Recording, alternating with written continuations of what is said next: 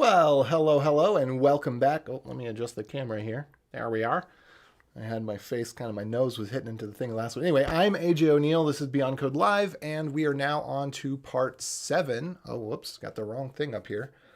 We're on to part 7 of our foray into building this Bliss blog system.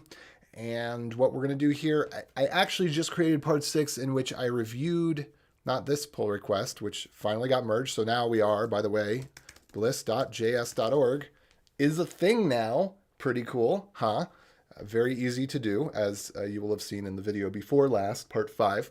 But so in part 6, I reviewed, it was this pull request, and I ended up just segmenting that off into its own thing. And now we're going to do part 7, in which we're going to take a look at the gitea pull request that was accepted and merged into main.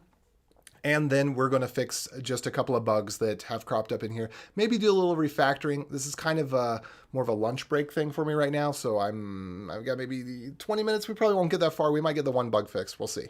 But let me go ahead and just say that for this, for js.org, as you can see here, bliss.js.org, this pull request, which just added the one line to put in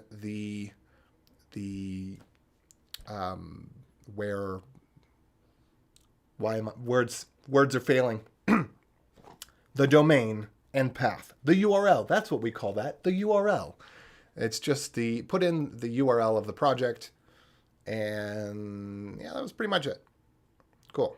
And we got a little welcome there. Huzzah. Okay, now let's head over to gitea. So github.com/go gitea. This one we're going to actually talk about for a minute, and it won't be as long as part 5. This one's a lot shorter of a story.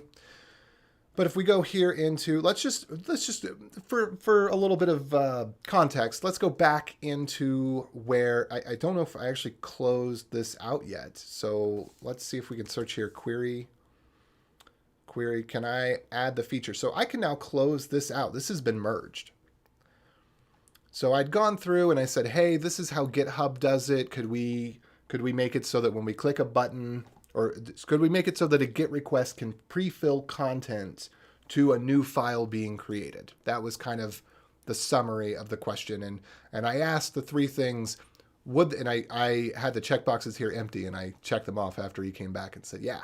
So would this be acceptable? Is this something you guys are open to? Because before you do something that's going to take your time, you want to avoid resentment. You want to avoid negative energy in your life. And resentment is created by giving more than you are willing to lose. That, to me, is the definition of resentment, when you give more than you're willing to lose. So resentment usually is your fault because you gave more than you were willing to lose. There are some cases where things are taken from you that you did not give and you feel resentment. But psychology class aside, would this be acceptable? Because if not, then I got to work on them with that persuasion, not work on the code. How can I find the JavaScript file I would need to edit this? Of course, I'm making an assumption that I would need to edit it in JavaScript. It turns out that we needed to edit it both in JavaScript and in Go. Some of the Go edits that I made were invalid for reasons that we'll see momentarily. And where should I add documentation for a feature like this? So I'm just kind of trying to cover my bases. Would you let me do it? How could I get started so that I have the entry point to figure it out? And where do I add the documentation? And I might have also said documentation and tests. Oh, thanks heavens, I didn't ask that question. I don't think they have end-to-end testing, and this is kind of something that requires end-to-end testing, so such it is. Anyway, I'm confident this will be accepted, blah, blah, blah, blah, blah. Not to turn his words into blah, blah, blah, but we went over this before. And then, yeah, so and then I gave an update. 14 days later, or I don't know how many days it was later. But it was 3 days later, I said, okay, I've got this in my queue. You told me that you'll allow it. I'm not just going to drop this dead, be a crap bird that comes and craps and flies away. In this case, that's how you need to be on Reddit, not on GitHub, because you don't want to go back to the crap because, yeah, anyway. I've got this in my queue of projects, hope to work on it in the next 2 weeks. So I give them timeline. And then also if anybody else is coming across this and they want to know, what's going on? I'm saying, hey, I'll get to it too. If it's been 3 months and I haven't gotten to it, hey, it's up for grabs, right? Anyway, so then I said, hey, I've made project on the thing that I need that uses this. And so this is how I'm going to be using it. This is the context, right? And I plan this week to start perhaps tomorrow. Boom, done. Merged. Awesome. Cool. So we can close that issue out now. And then let's go into the pull requests so we can review. I won't go over all the back and forth because there was quite a bit and I already reviewed that for the most part. But what I will go over is, let's see, just the changes from the last time we looked at it.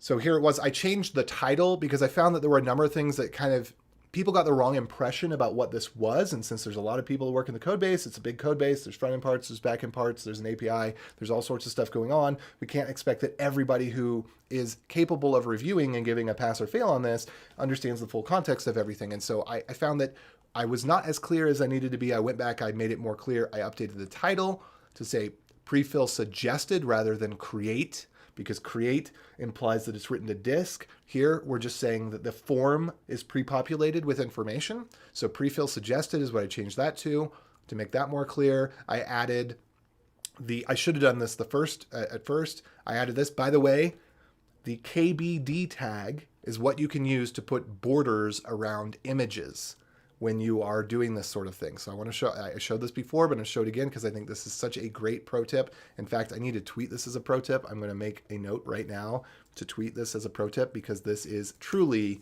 a pro tip to do the KBD tag, keyboard tag to get images. Where did it go? Oh, it's right here. So KBD. You wrap it in KBD, it will put a border around the image that makes it easier to understand. This should be the default behavior for putting images in an issue, in my not so humble opinion. Okay. And then I just added more. I mean, like, to me, this is too wordy. This is too much. But what I had there before wasn't clear enough, so I added more. And then stuff, we've kind of already gone through this for the most part. But this guy was a little bit more diligent than I was because I didn't notice in the way that I was playing around with it. I noticed everything got filled out. I forgot to do the stupid, silly thing of actually clicking the commit change button to ensure that, assuming that just because the form is populated correctly does not mean that you can submit the form correctly. Or rather, just because the form visually appears to be identical to the form that I would create by hand does not mean that in code it is identical to the form that I would create by hand. So he says, sorry to hold you back, but, and I don't know what happened here. I think he accidentally hit enter because I got confused. I actually thought that I had put this before he put that. So I don't know. These messages are kind of out of order, so ignore that. But it works all right, except you have to edit the file name box in the UI to enable the commit changes button. Beside that, it's good to go. So this ended up being a JavaScript problem, so I couldn't solve it all in Go. I'm going to show you real quick. And then, it got merged in. Huzzah! And happy blogging. So I am super happy about this. This had a great outcome. Wait, why are there 4 commits here? So I rebased, but then he did some merges. So I only had 2 commits in there because I did a rebase. I wish everybody would use rebase. Merge is the way of the 90s, except that Git didn't exist in the 90s. Or maybe it did at the tail end. I don't know if it was the tail end of the 90s or the mid-2000s. I think it was around mid-2000s. I don't know. GitHub launched around, 2004 or 5 or 6? Around the same time as Facebook, I think. Anyway, whatever. Prefill suggested new, found blah, blah, blah. Query params. So this we already talked about. That we already talked about. We had to remove some of the Go code that pre-filled the content because what would happen is the content loads on the page and then we initialize the dirty form checker.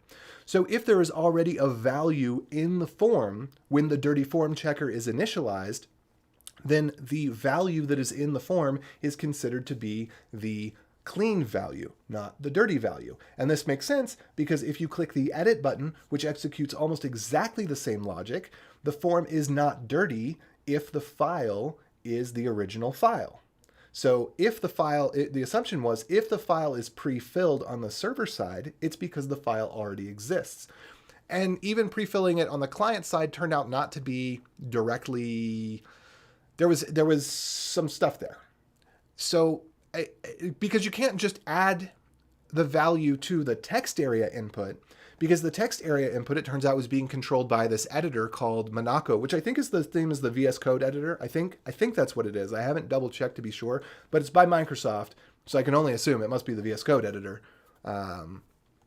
But we'd have to go and see, or that, you know, that it's built on that. Anyway, so what I had to do was change where it was creating a code editor but throwing the editor away, because creating the code editor initializes the code editor, and when it initializes the code editor, then, so you have three different things. You have the dirty form field checker, which was actually up above here. I won't scroll up to that. You've got the editor, and the dirty form field checker is working based on what's initially there. The editor is separate from the text area. So if I type in the editor, but the editor is assuming that it's pushing to the text area. It's not assuming that you could write directly to the text area. It's assuming that you will go through the editor, and then the editor will take whatever you do and then put it into the text area. And the editor is a bunch of things. It's kind of like a Google Docs, basically, or, you know, you've seen it in VS Code. So anyway, this took probably, I don't know, an hour or two of figuring out. I don't remember exactly. But it was bothersome because I had to do the builds, the front end builds, which is obnoxious. Because I didn't know how to do the live view of this thing, and the debug server for it. I don't even know what the system they're using. I just got in and found where it looked like I needed to change it, and then waited 2 minutes for it to rebuild each time, which is stupid. But I just, front end is so complex, and everybody uses a different framework, and I don't know which tools and framework and stuff, and maybe it was documented. I should have looked to see if it was documented. There's a hacking on gitea wiki page. If I had checked it, maybe it would have said, all you need to do to run the build server is set this variable to the backend that you need it to be and run npm start. It probably was that simple, but I thought I'd just goof around in the code rather than figuring out how to run the build process and let the build process run with the makefile. Yada, yada, yada, yada. And then I was able to just use the regular Go tooling without the makefile to build the Go binary over again when I only needed to build the Go binary over again. Anyway, so it ended up being that all I had to do was get access to the editor. And then once I had access to the editor, if there was a value, then set the value into here. And this also covers the case where what's in the query param is the same as what's already in the file on disk. If you were to use the query parameters with the edit function, this would still work, because if the value was the same, that would be no change. And if the value was different, then it would give you the updated stuff, and it would already be edited. The updated content would go into the text area. And if there was no value, it would not blank out the page. So this works both for the new view and the edit view. Anyway, that is the summary of what had to be done there. So I'm going to get out of that. And now we are on to, oh gosh, I probably don't have enough time to actually fix this bug, but we'll see. We'll see. I'm going to pull this down, or maybe up. I guess it doesn't matter. Let me pull this down. I like to have enough working area for my code. And by the way, I do have comments open both on Twitch and on YouTube right now. So if you are interested in watching right now, commenting right now, feel free to do so, and I will try to pull my eyes over here from time to time so that I catch it if you do put anything in, except the page is not scrolled. Okay, now the page is scrolled to the comments correctly. Okay, cool.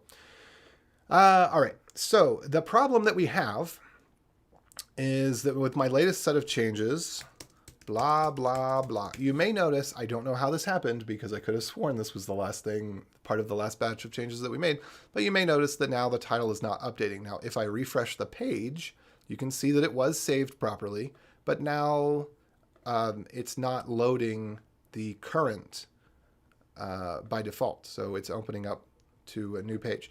So there's something that's not going right with the save behavior. The save behavior is skipping the step where it actually saves the ID of the file, and it is the current ID. And Yahoo! Let's see if it updates now. Yeah, it's skipping. It's not doing the live update on the list, and it is, when you create a new post, as part of the new post, it is not updating the ID, the current ID. So we need to fix those things. And summary is no longer being updated. So the summary updates, as you can see, but it's not being updated. So if I go back here, Yahoo Food. Now, I think because I've manually edited that, I don't think that it will change. Yeah. So now that it's been manually edited, it won't change. But if I go back to this, and then we refresh, we'll see that it is updating. So it's mostly working correctly. It's just some event is not firing or something is not firing in the right order. There's something being skipped and missed. So let's see if in about 5 minutes we can fix this problem. I'm confident that all problems can be fixed within 5 minutes, as you well know from the channel. It's amazing that you can fit 4 hours into 5 minutes. That's what you're thinking, isn't it? It is amazing. I'm magic. Okay, so we're going to open up app.js. First of all, let's go ahead and open up index.html, which, of course, as always, is going to open up in the wrong window because science. And we know it's science because that's the principle upon which computers operate. So if they do something unexpected, at least they've done it scientifically. Okay, so here we are. Oh, yeah, and I also, there's a couple other things I want to fix on this. I want to, this is way too much white space. I think I want to move this up to the top here, and all killer, no filler. I just left that, I don't know why I left that there. It's because I was modifying the tagline that was there from the template I used. But I think Bliss, as easy as gist. I think that's what I want to be up here, and we'll see about the other stuff. Anyway, so I must have cleared this out earlier. What we know is not happening. We know that it is saving, because if I refresh, it's saved. We know that it is not updating the list. And we know that it did not save the ID. So let's go look in the save function, because that seems like that is the place. Well, first, okay, we know that it's saving on key up. Okay. So this might be an issue of preview. I think current is the string name that I used for this. So when we load, we set item current. Okay, that is reasonable because when we click the load button, we want to overwrite whatever is current. Okay, I'm down with that. When we create, which is when we click, I don't know when create happens. When does create happen? Let's, okay, taking a note here in my nice little note system. Current set on load on create. Except I don't know where create is actually happening. So that'll be interesting to see. Where else? Where else is current set? Current is removed and the big delete. We're in the big delete function. I knew that by context of seeing the little delete right there. There. Okay. All right, going down further, we load, get current on page load. So let's see, this looks like easy low-hanging fruit. What button was this? Is this the button that calls load? Yep, that's the one that calls load. Okay, sorry, that opened up in the other window, of course. All right, so let's just move this a little bit. Let's see if we can get less garbage and more killer, less filler here. Okay. Load. I think we'll have enough time to fix at least this one. I'll take like 5 more minutes here. All right, so load and create. Now let's go check in the HTML. Where are those things? Post.create. Post.create happens when I click new post.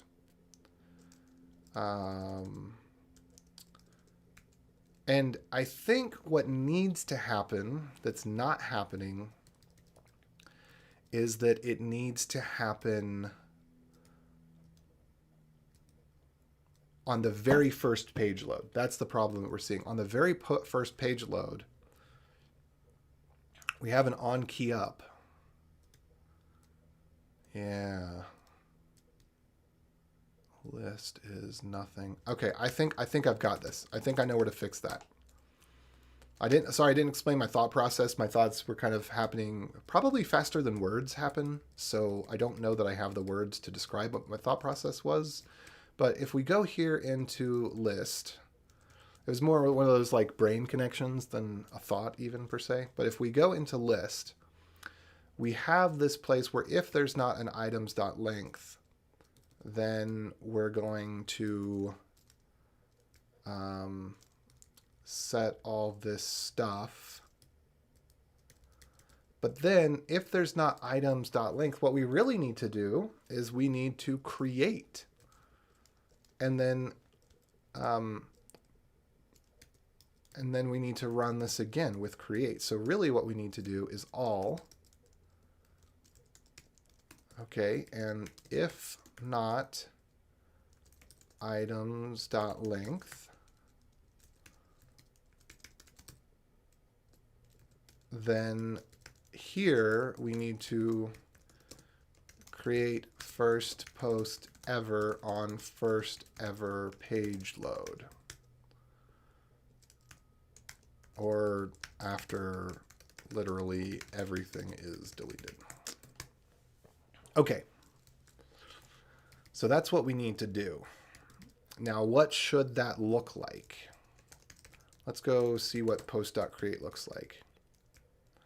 I think it should look like post.create, but I think we should have an event that doesn't require, or a method that doesn't require an event. And this is one of the things I talked about earlier, how I want to kind of split this up into a post model and a post view. The view should be the thing that has the events that handle, or the functions that handle events. And then the model would be the ones that are similar, but don't handle the events. So in this particular case, because I'm thinking in that mindset, the underscore stuff is my view, I'm just going to move this all out here, post._create. And we're not going to have an event. We're going to set that to be the current. And there might have been another place where we should look at some of this stuff. Now, this is model stuff. This is model stuff. So basically load is create. That's cool.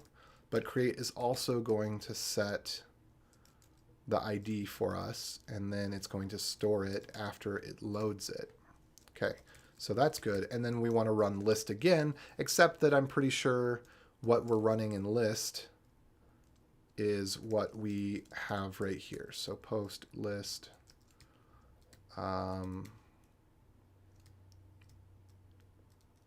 Yeah, it looks like, oh, this is post list right here. Yeah, so this is precisely where we need to be. And so it seems as though what we need then is to call post._create. And then I suppose we could just call post all again. I think this would be appropriate. We could probably just do items. Let's see, post.create. Create. Do we get back with create? We should get back. We should get back. To do return post object, because load is post_current. I forget whether _current is the ID. I think it's the ID. Let's see what it is. Load post. So we have the post here, post.restore. And with my current line of thinking, restore should actually be _restore because it's part of the model. But we'll refactor that probably in the next video. Okay, so I'm going to go back. I'm just going to hit undo a couple of times so that it takes me back to this. I think that this is appropriate for now. This should do the right thing. So what I'm going to do to test it, because I don't have a browser test thing available to me right now, what I'm going to do to test it is I'm going, meaning I'm not using something like Selenium or Cypress, or I don't know of another good way to do this right now. I think I'd probably just write it similar to how I'm writing things right now, just create a list. I probably wouldn't use a framework for this, although it'd be cool to, because I would learn more about it, and that would be awesome. Okay, there's too many things open here. I don't want all these things open. There we go. I think that's what I actually want open, except this doesn't need to be here. There we go. Okay, so let's go ahead and just delete everything. cool. Everything is deleted. Now I'm going to go here and I'm going to hit refresh. That is not, it's not what I was thinking it should be. Title is nothing. So why is this showing up? Why? Oh, it's not hidden. That's not hidden. Why is that not hidden? Because I think this is the input, the hidden input that we're looking at. Oh, no. Oh, okay. Something is terribly wrong here. Something is terribly wrong. JS items is completely replaced by just this string. JS items. Items.join. Okay, so I did something very wrong. What did I do? Items equals items map. So you know what this should be? This should be UUIDs. This should be UUIDs. This was a case of I was stringing some things together, and so I gave it the wrong name. There we go. Now let's delete everything and try this over again. Okay, refresh. Great, untitled. Now, title. So the event still isn't firing, but at least if I reload, it's loading the right thing. So we're going to get back to where it's not relisting and re-previewing, because that I think I moved that step to somewhere else as part of a little refactor, but we'll get to that later. Time is up for me for now, so I need to go ahead and just do a quick diff and make sure I didn't introduce any debugging or something like that. Okay, so we moved all the create stuff from there to here. That's perfect. And then we map the UUIDs. Now we call it UUIDs so that we can check for the UUIDs. We can do a create, and then we can get the UUIDs, and then we get the items from mapping the UUIDs. This is all great. So this would be a bug fix, and this is deployable. It's not the full bug fix that we wanted to make, but it's okay. This is one step better than where we're at. So this is bug fix pre-save very first ever article, post, content. Article, post article. Yeah, just article, just post. Pedantic. Okay, and then I'm going to push. Which remote are we on right now? Whoops, get remote-v. Okay, origin is currently set up. That's cool. Let's go ahead and push that. And then I'm going to check out the other one. Get checkout beyond. Whoops. Beyond. We're going to rebase. And eventually these are going to go into the same one. But for right now, they're separate, and that's okay. And also for right now, I am going to have to specify, because this branch is named beyond, but where it's going to is main. So I'm actually, before I do that, let me just do a quick pull. I don't think anything is in beyond code beyond. I don't think anything is there that should be here. Whatever. It's cool. Let me get. I'm just going to check one thing before I push to make sure I'm not overriding anything. There should not be any new commits into beyond that are not, period. There should not be any new commits into beyond. It should only be at this point a mirror of, I mean, there is one new commit, but that's that it changed the name to js.org. Okay, 2 commits ahead, 1 commit behind. So let's just go ahead, docs update links. Let's take a look at the history real quick. History, I think that's this button. All right, change CNAME, update docs.